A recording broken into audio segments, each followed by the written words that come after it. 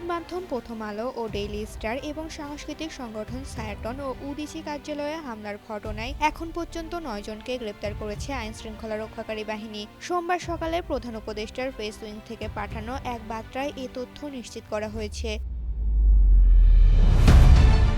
পুলিশের counter terrorism unit DB এবং বিভিন্ন বাহিনী ঢাকা সহ দেশের বিভিন্ন স্থানে অভিযান চালিয়ে তাদের গ্রেপ্তার করে। গ্রেপ্তার হওয়া ব্যক্তিদের মধ্যে রয়েছে কাশেম ফারুক, সাইদুর রহমান, রাকিব হোসেন, নাইম, ফয়সাল আহমেদ, সোহেল রানা ও শফিকুল ইসলাম। এছাড়াও আরও 2 জনকে গ্রেপ্তার করে পরিচয় যাচাই করা হচ্ছে।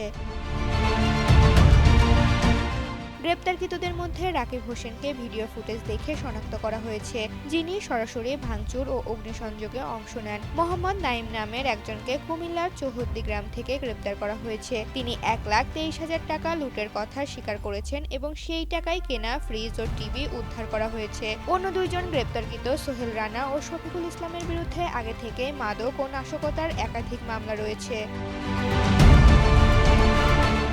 আইনশৃঙ্খলা রক্ষাকারী বাহিনী জানিয়েছে, ভিডিও ফুটেজ বিশ্লেষণ করে এখন পর্যন্ত 31 জনকে শনাক্ত করা হয়েছে। বাকিদের ধরতেও অভিযান অব্যাহত রয়েছে। ঋতুপর্ণা, জনকণ্ঠ।